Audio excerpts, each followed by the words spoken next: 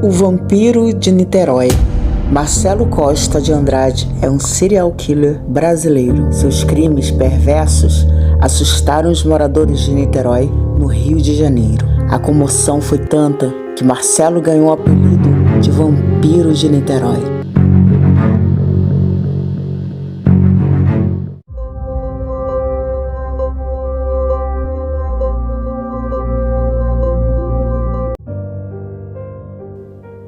Marcelo teve uma infância cheia de problemas na Rocinha, comunidade do Rio de Janeiro. Começando por sua família.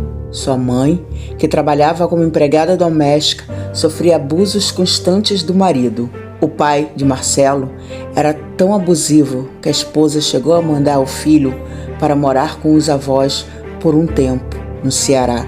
Apesar de achar que viveriam mais tranquilos com os avós, Marcelo ainda apanhava muito. De volta para o Rio de Janeiro, Marcelo se tornou o alvo dos novos companheiros dos pais, agora divorciados. Nesse mesmo período, foi vítima de abuso sexual. Com isso, desenvolveu sérios problemas de conduta. Então, os pais de Marcelo decidiram mandá-lo para um internato chamado Casa dos Meninos. Lá sofria bullying nas mãos dos colegas por causa do mau desempenho nas aulas. Quando tinha 14 anos, saiu do internato.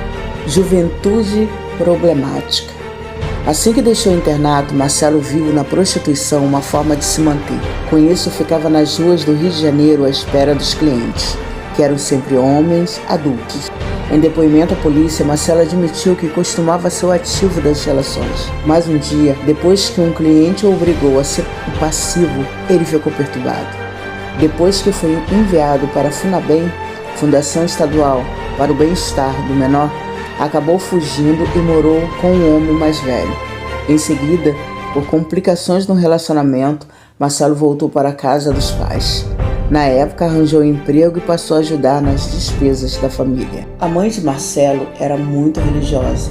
Ela estava acostumada a frequentar os cultos ou a acompanhá-los pela TV. Muitas das coisas que o jovem aprendeu nos cultos fizeram parte de suas confissões à polícia. A mais famosa delas é de que, como havia aprendido que as crianças que morrem vão para o céu, então ele deveria matá-las em vez dos adultos. Dessa forma, não estaria enviando ninguém para o inferno. Marcelo havia, enfim, acalmado a vida turbulenta e não apresentava mais nenhum problema de conduta. A vida parecia estar, de certo modo, no auge de sua calmaria. Apesar disso, foi nessa época que Marcelo começou sua trajetória de crimes macabros, que lhes renderam o apelido de Vampiro de Niterói. O Vampiro de Niterói. A primeira vez que as autoridades identificaram o crime de Marcelo foi em 1991. A polícia encontrou o pequeno Ivan, de 6 anos, num córrego de esgoto de São Gonçalo, vestindo apenas a bermuda. Até então, demoraria para que a polícia identificasse Marcelo como o assassino. Mas, para o seu azar, Ivan não estava sozinho no dia em que morreu. Seu irmão mais velho, Altair, estava junto com ele. O sobrevivente, de apenas 10 anos, relatou à polícia tudo o que aconteceu no dia do crime. O caso Ivan, o crime que denunciou Marcelo, o Vampiro de Niterói. Os dois irmãos passeavam pela estação central de Niterói quando Marcelo o chamou. Segundo Altair, o homem teria oferecido cerca de 4.000 cruzeiros para que os dois o ajudassem a realizar um ritual religioso católico. Os três foram parar numa praia deserta, nos arredores do viaduto do Barreto. Marcelo tentou beijar o Ivan, o garoto mais novo, que fugia assustado, mas sendo capturado em seguida e derrubado no chão.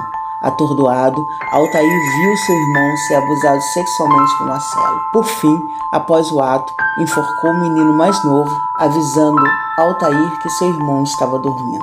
Assustado, Altair passou a fazer tudo o que Marcelo queria. Em seguida, o menino foi levado até um posto de gasolina, onde se limpou sob os olhos atentos de Marcelo. Eles dormiram em um matagal e na manhã seguinte partiram para o Rio de Janeiro. Nos depoimentos após o crime, Marcelo disse que teve piedade do garoto, pois ele teria sido bonzinho. Na época, Marcelo trabalhava como distribuidor de panfletos e teria que aparecer no trabalho para buscar seus papéis. Assim que seu assassino se distraiu, Altair aproveitou e fugiu. Quando chegou em casa, Altair não revelou que seu irmão estava morto. Ele só revelou o crime para uma das irmãs mais velhas, dias depois. Marcelo não procurou por Altair, nem escondeu o corpo de Ivan. Porém, ele voltou ao local do crime dias depois para modificar a posição do cadáver. Segundo consta, as mãos do garoto estavam dentro da bermuda, o que afastou a tese inicial de afogamento, sendo constatado o abuso sexual no IML.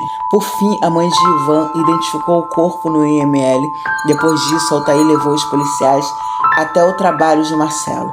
O assassino confessou o crime imediatamente, não demonstrando surpresa. Julgamento e sentença. Na delegacia, Marcelo caçoou da lentidão dos policiais para encontrá-lo. Lá, ele confessou ser o responsável pela morte de 14 crianças entre 6 e 13 anos. Todos os crimes aconteceram num período de 8 meses, sendo que o primeiro foi em abril de 1991. A primeira vítima de Marcelo foi um menino que vendia doces na avenida.